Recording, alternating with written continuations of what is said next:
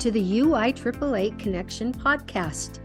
GoFan and VNN are proud to be the exclusive sponsor of the UIAAA Connection. Now a combined company, GoFan and VNN provide a seamless integration for digital ticketing and athletic websites. Direct your fans to one place for all your athletic events, communications, and tickets to home and away games. Thank you to GoFan and VNN for their exclusive sponsorship of the UIAAA Connection. Welcome back to another edition of the UIAAA Connection.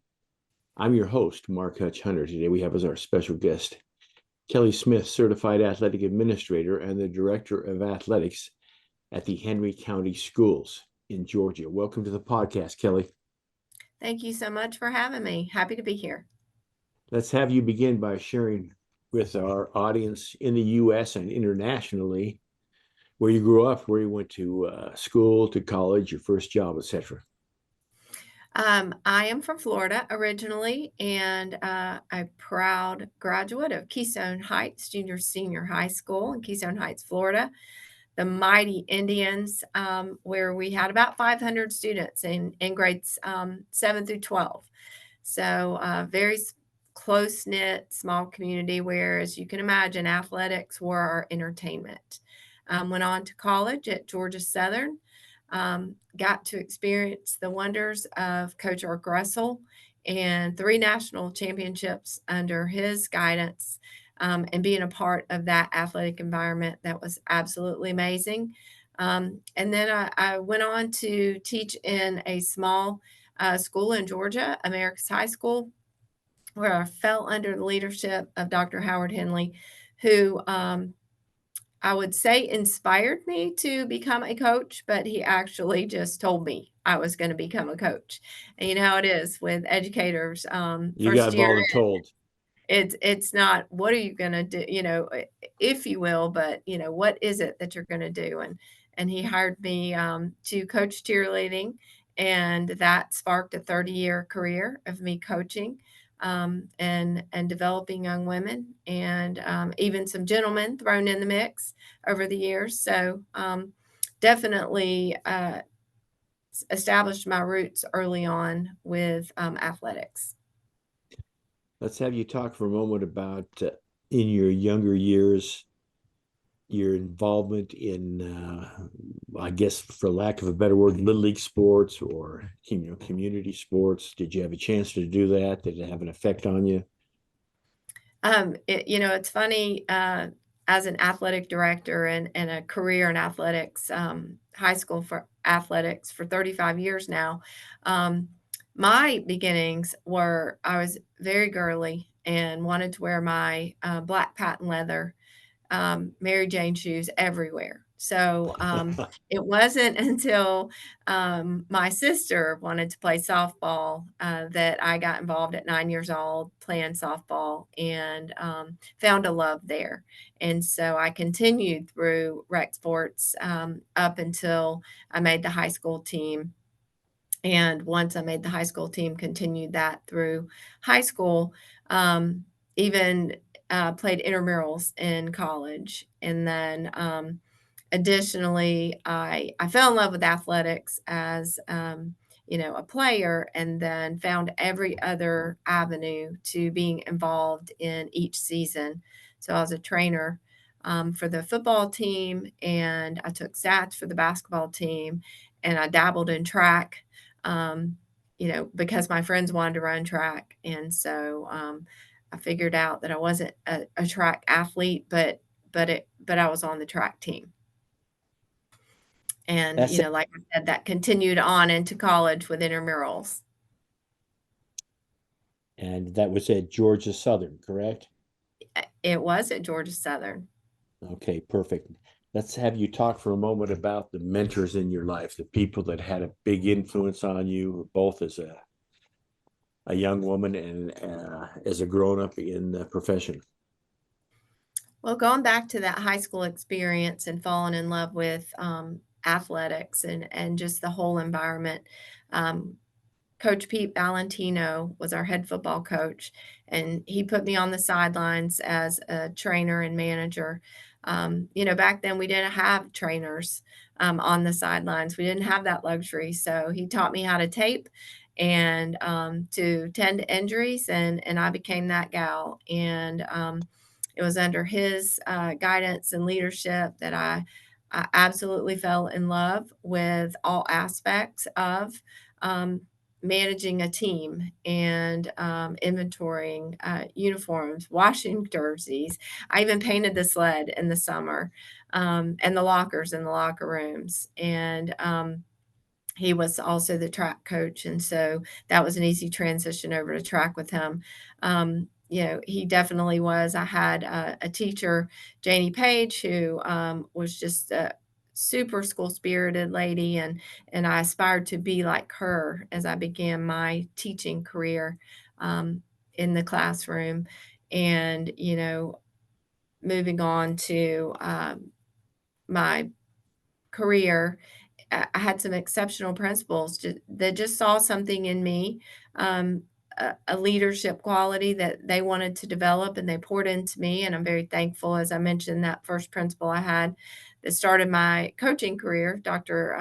Howard Henley. And then, some just fantastic principals along the way that wouldn't let me settle for the wherever I was. Saw that spark in me and wanted to develop it. Dr. Ryan Meeks of my most recent high school experience, Union Grove High School in McDonough, placed me in the leadership role of athletic director, and really sparked where I am today. Excellent. Let me ask you a follow-up to show my ignorance of the geography of Georgia. Henry County would be where in the state? We're about 20 miles south of Atlanta. So that gives you a good Okay. landmark. Atlanta, everybody knows Atlanta. And so we're just south of it. We're outside the perimeter, and that's, for local folks, that's how they describe you're either in or out of the perimeter. And we are definitely out. To some folks in Atlanta, they call us South Georgia, but we're above Macon. So we're definitely not South Yes. Georgia. But we're most known for the place on the interstate where traffic slows and stops for no reason. So when people ask me where I'm from or where I work, and I say McDonough, most of the time they have no idea. And then I say, if you've traveled on 75 and you've stopped and you've not seen a wreck and you've not seen a reason, no construction, no nothing, you were in Henry County. And 75 takes you down to Valdosta eventually. It does.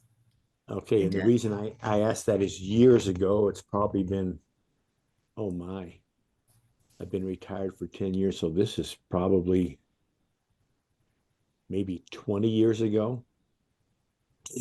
2 years my school went out to play Valdosta. One year we flew into Jacksonville and drove up 2 hours. The other year we flew into Atlanta and drove down. And you mentioned that story, and it never occurred to me till you just said it. I remember driving south and outside of Atlanta, and all of a sudden everything slowed down. And I was looking around for a wreck or something there, and it didn't happen. So It's that's nothing. incredible. Just happens. Let me ask you a little bit of a personal question here, Kelli. What's your biggest failure or disappointment in life, and what did you learn from it? I'm hugely an optimist, and at my first career, I guess you could say, being an educator, being a special educator, 27 years in the classroom. And so I have this innate need to make things better for people and fix things. And, just having been told in this layer of my professional career, some people are happy with where they are in their station or their designation. They have no desire to aspire to more.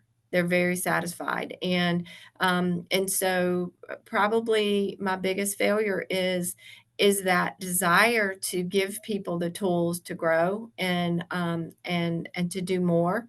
And some people just in more recent times have told me, hey, I'm good. I don't want you pouring into me anymore.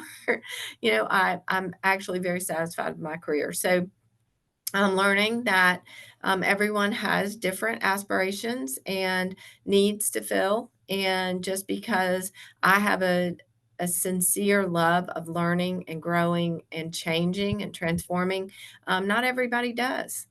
And so that can be a huge disappointment and feel a failure to someone like me that wants to see people win and grow and become, and they're happy just being.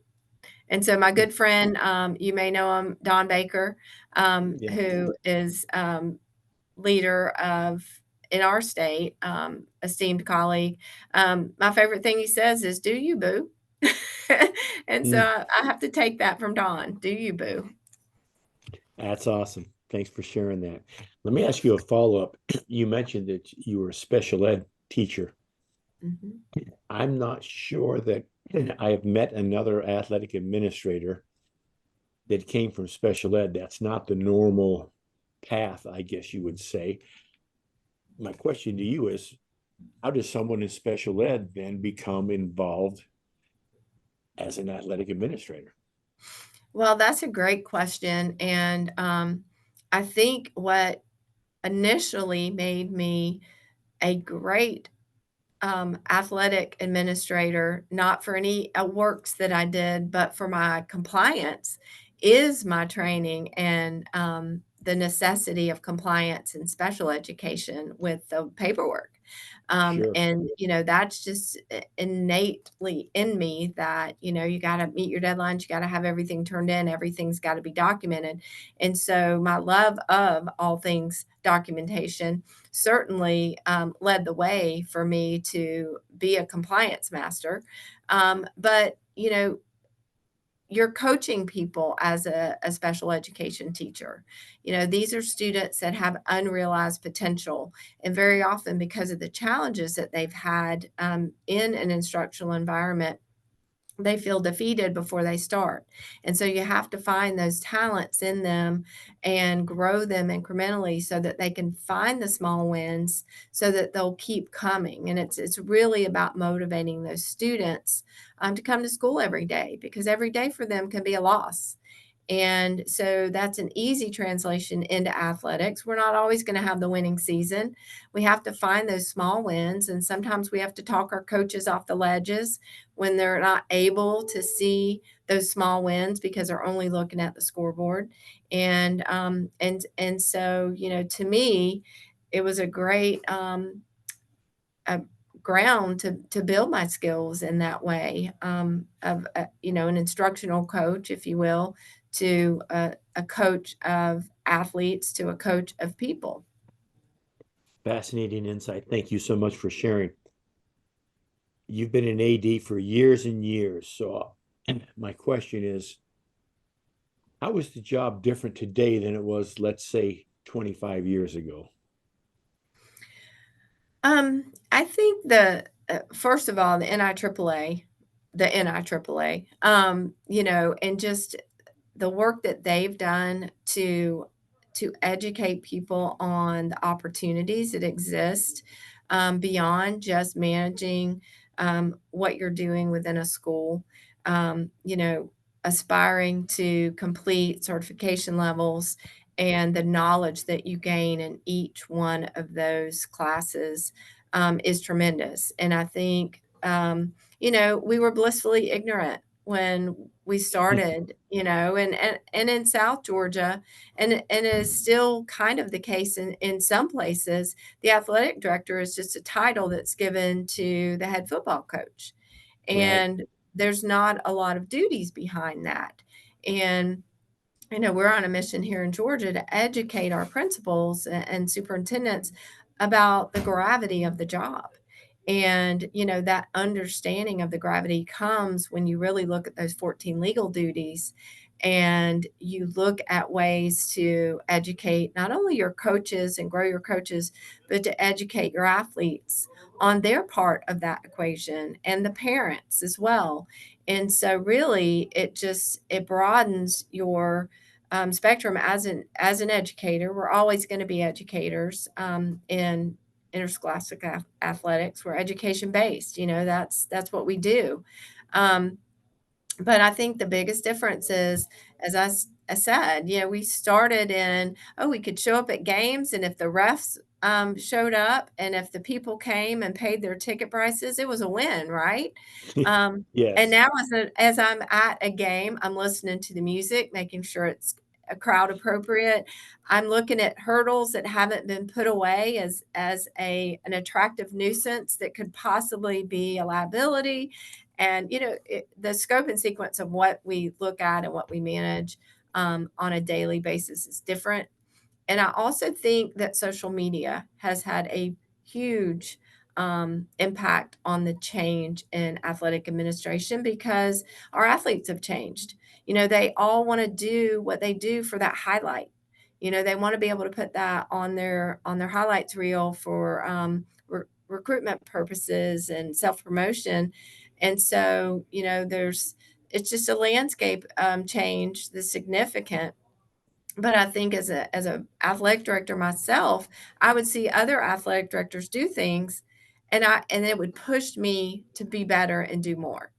And you mentioned mentors. Rich Barton is a huge mentor of mine, inspiration galore. I would see him say things and go, "Oh, I should think more like him. I should do more like him." And he is one of those greats. And I'm not telling you anything that you don't know.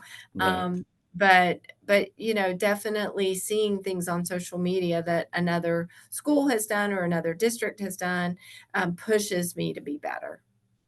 That's excellent. You'll like this. Big Rich has been after me for the past 7 months to get you on the podcast. And I said, I got her on the schedule, and I didn't have you on the schedule. And then I talked to him again. I said, no, I got her on the schedule. And so that's perfect. So obviously Big Rich is a is a huge, in more ways than one, mentor Yes. for all of us. Let me ask you, I want to make sure I say this correctly, because obviously I'm a male, and athletic administration has predominantly been male in some states, a lot more than others. Obviously, in Utah, we've tried to expand that and get a lot more females into it. But so I want to ask you, from your perspective, what's it like? Because I have no idea how many female athletic administrators there are in Georgia. I'm aware of 3 or 4 off the top of my head. Of course, Lucia being the biggest one, who was the head of Georgia for so many years. But I want you to talk about, is it getting better, or do we as males just think it's getting better? Is there actually been some improvement in the last 10 to 15 years? Do you still run into, because I know some of our females here in Utah run some of these old school guys, and they just want nothing to do with them. And so I'm just wondering, from your perspective as successful AD in Georgia, if that plays into it, if it doesn't, if it's both. Just give me your thoughts on that. Well, I have to take this question all the way back to the beginning of my athletic career, with being a coach. And because I've always been associated in some way with football, um, I'm just a part of that culture. And, the football world is a fraternity, as is most coaching communities. It's a fraternity, and it's a small world. And so I study people really. And I found that to be respected, you had to garner respect. And you garner respect with what you do, not what you say. And so as a cheerleading coach, I partnered up with our head football coach, and I talked about ways to make that Friday Night Lights experience better for all, for the participants, for the football players, for everything. And so I talked in those circles and worked in those worlds to where, as a coach, I became involved in state coaching organizations that allowed me to network and get to know people. And once you've established yourself as a worker, as somebody who's insightful and wants to make things better, then you get that respect. It doesn't matter what your gender is. And so I have not had a difficult path. I've had a couple of funny times when somebody assumed me to be something other than the athletic director, and I didn't take offense to that at all. You mentioned special ed to athletic administration wasn't a normal path. Well, being a cheerleading coach to athletic administration isn't a normal path as well. I don't find many fellow cheer coaches in the profession. But if you think about it, the role is so um, aligned.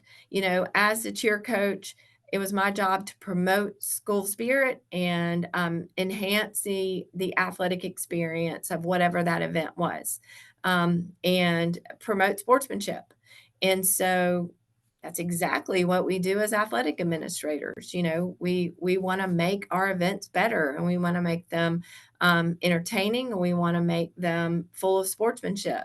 And so, and as a woman, I tend to pay attention to details. And so when I'm sitting amongst a group of my colleagues, I will bring things up that maybe they're looking at the big picture and didn't think about the details. So it's a great partnership that I have found. I have not had any hurdles or roadblocks or anything, but I also have a great sense of humor. And so instead of getting offended by things, I take it in stride and usually give it right back to them. So, what I tell young women is um, do what you love what you do, and then you'll do it well. And if you do it well, you'll garner the respect of your peers, no matter who those peers are. And don't fight so hard to get to the table and then have nothing to bring to the table. Get there, but then what are you bringing? Oh, yay, I get to check the box. I'm a woman and I did something that most women don't. Um, that won't keep you there. So, I think it's great that we have so much diversity now in athletic administration, and Georgia certainly is gaining in that. And our state organization works very hard to build that diversity across all planes. And so I'm just thrilled to be a part of it all, and don't mind the jokes when they refer back to, my origins as a cheer coach. That's well said. Thank you so much for sharing.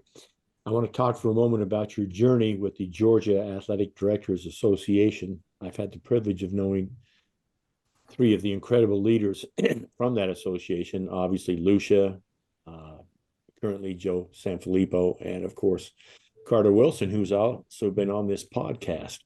And so the first question I have before I let you talk about your involvement and how you became involved, etc., is what exactly is the administrative liaison to the GADA board? Well, I've never seen that position in other. I may have seen the job description, which I don't know what it is, but I've never seen someone be called an administrative liaison. So it's so funny that you asked that, because when I was asked to join in that position, to serve in that position, I should say, no one could define it. No one could define it. And so, in my typical fashion, I looked for the needs that needed to be met. And so it's a very loose description job, I guess you could say. One of the things that I saw a need to take hold of was the initiative in leading that campaign for whatever fundraising effort that we were supporting the NIAAA in. And so that became part of that role. And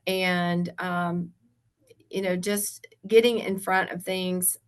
We are working on our strategic plan, finalizing that. Our state conference, we'll be working on that, but just seeing where we need to shore things up, I think, and having those conversations with people, and just serving in whatever capacity they need me to serve in. Greeter, communications, whatever. It's an all-inclusive role. One day we might have to define it if someone else takes it. But for now, it's a catch-all. That's excellent. So talk then about how you were a cheer coach. Obviously, you became the AD years and years ago. How did you hear about the Georgia Association? How did you become involved? Of course, now you're a liaison to the board. And then, of course, your involvement with the NIAAA.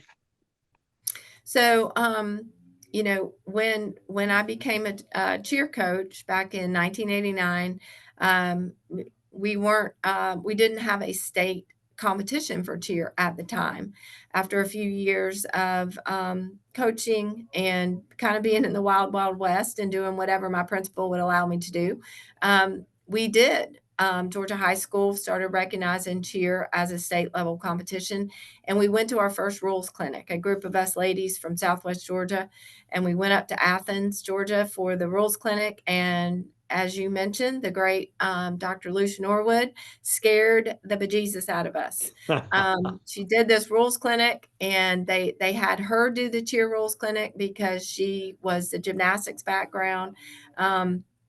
So they likened the two together, and there we sat with Lucia, and we all went back to Southwest Georgia and formed the Georgia Cheer Coaches Association because we thought we needed a network for obviously educating ourselves and providing supports for colleagues like ourselves because we wanted to make sure that we aspired to better and to make this new Georgia competition sport the best that it could be.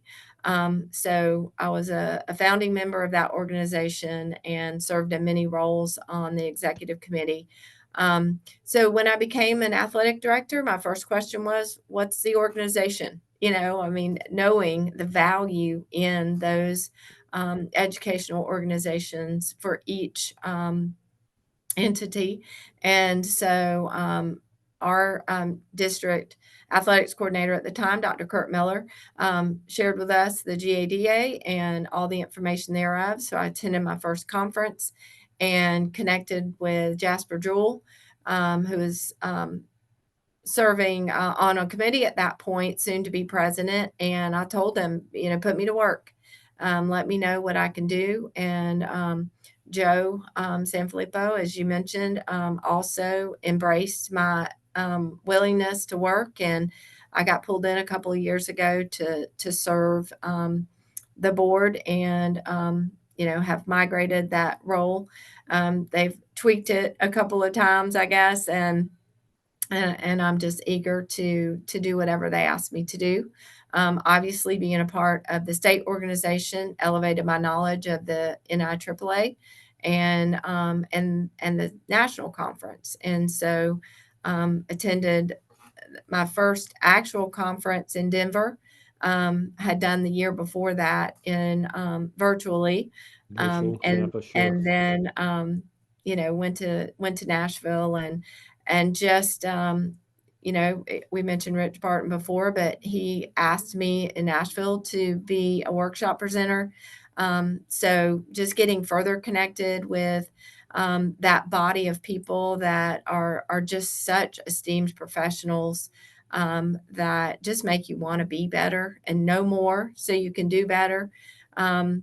Just led me down that path. Going back to Joe Sanfilippo, asked me to serve as a representative for Section 3 on the national conference committee. And, just being able to engage with people from all around the country has just been an amazing process that just keeps growing. And, the connections keep getting deeper. Makes me better. Speaking of Nashville, then I want your impressions of that conference. I've had guests on here before that have talked about how it's the biggest conference that we've ever had. And part of the comparison I want you, because Denver, we still had our masks on. Everyone was glad to get back after the virtual in Tampa, but Nashville seemed like it was the first really get back together type thing. And then, of course, we had over 700 or 900 first time attendees. And so give me your impressions of that conference. Well, I think, to your point of the first time we were back, it was also the first normal start to a school year that we had had. Hmm. And so we were all running on all cylinders that fall. And when we got to Nashville, just the enormity of the venue itself. I mean, that property is huge. And so it was a reunion of sorts for the longtime conference attendees to see that back to normal, and growth. The number of new attendees had grown tremendously, and then the conference attendees in general.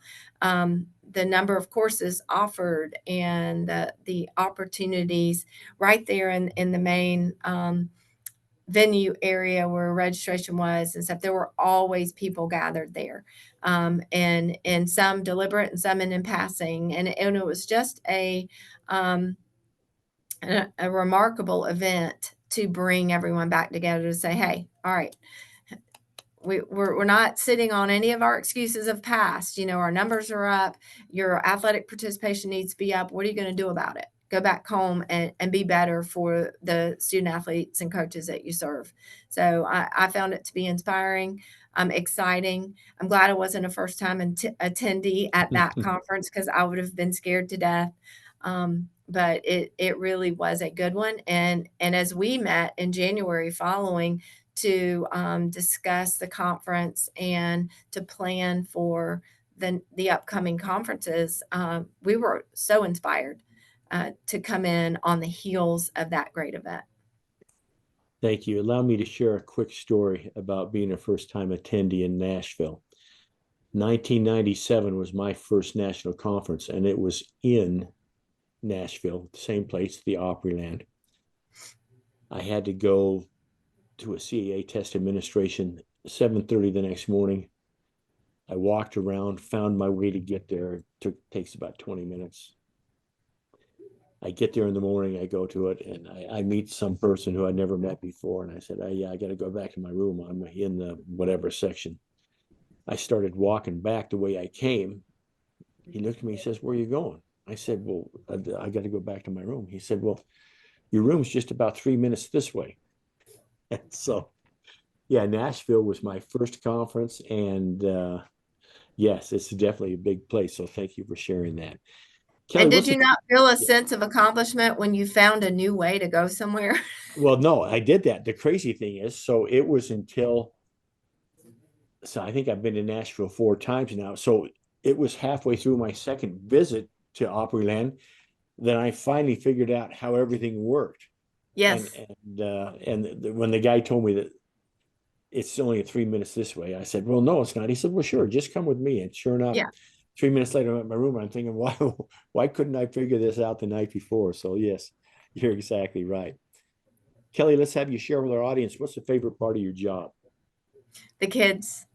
Absolutely the kids. They always going to be the kids. In a district level role, I work with adults, and so my first year in this position was the COVID year. We were transitioning our athletes back on campus before we transitioned students back on campus, and so we were kind of the navigating beacon for how to get that done. But after that first year of COVID, with all the restrictions and all the things, and we started back in school that next year, I had to get back to kids, not just to seeing them at games, but knowing them, because I really missed that connection being a high school AD, of knowing the kids and knowing their families. And so my district graciously allowed me to start a student athlete advisory council.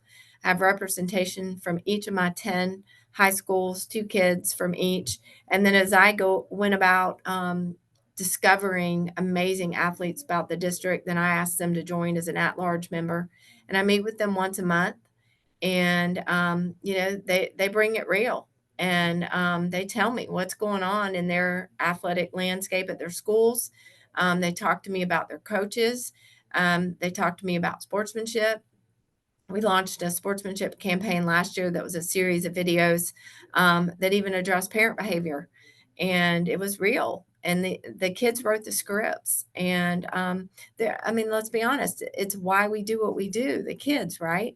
But we tend to sometimes have to spend too much time with grown-ups, and you know, that's where you'll lose your mind. As many esteemed, wonderful, lovely colleagues as I have, we do this work for kids, and being intimately connected with them and being able to hear them, their voice, their concerns, their joys, their celebrations. That's what makes me continue to do this work. And like I said, I'm in year 35 and absolutely love it. Excellent. We'll finish up with a couple of questions. The first being, I want Kelli's 2 suggestions for a brand new athletic administrator. They need to follow Kelli's suggestions in order to be a success. So what would your 2 suggestions be? I think the first one is know who you are. You can get better in doing the job that you do with more education and instruction and knowledge. You can get better, but that doesn't define who you are. That just defines what you know. So I think they need to know who they are and what they want their impact and legacy to be, and that will guide every decision they make, everything that they do, and to keep them grounded. Because in education or in athletics, there can be egos, and if we really want to do our best for kids, we have to set egos aside.